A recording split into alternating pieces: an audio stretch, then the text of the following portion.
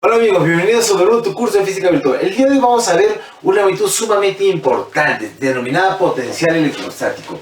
¿Qué cosa es el potencial electrostático? ¿Te acuerdas cuando nosotros vimos campo eléctrico? Nos dimos cuenta que en cada punto del espacio una carguita generaba un campo eléctrico y lo íbamos a caracterizar a través de una magnitud vectorial denominada intensidad del campo eléctrico. Vamos a recordar. Si yo tengo una carga Q, positiva por ejemplo, esta carguita generaba a su alrededor lo que denominamos con el nombre de campo eléctrico. En cada punto del espacio ese campo eléctrico estaba representado por ¿quién?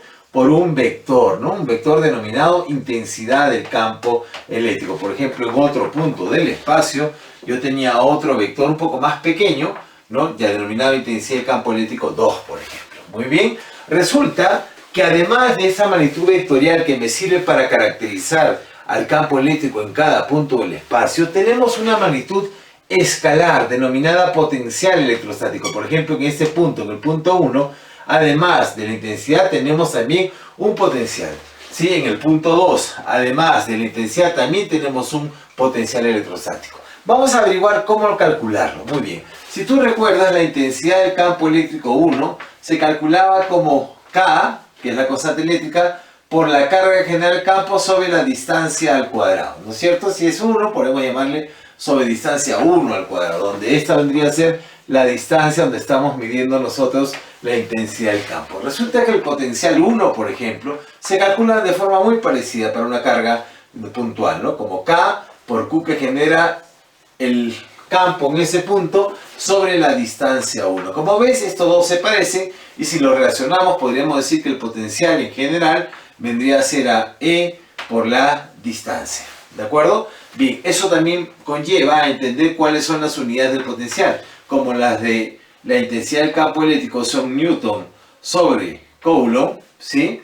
Y la distancia es metro, tendríamos que Newton por metro es Joule, entonces sería Joule sobre Coulomb. Un Joule sobre Coulomb no es otra cosa que un voltio. Por eso que la unidad del potencial electrostático en el sistema internacional es el voltio. ¿Sí? Muy bien, pero ¿qué sentido tiene el potencial? Resulta que el potencial electrostático como tal no tiene sentido. ¿Por qué estudio algo que no tiene ningún sentido físico?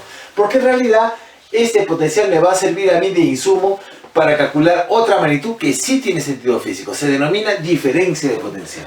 La diferencia de potencial entre dos puntos donde hay campo eléctrico, que obviamente sería el potencial final menos el potencial inicial, no es otra cosa que el trabajo que debo realizar yo para traer una carguita de prueba con velocidad constante, ¿sí? Desde el punto 1 al punto 2. Es decir, que si yo quiero traer de aquí, no importa por qué trayectoria, me quiero traer una carguita de prueba Q, positiva por definición, ¿sí?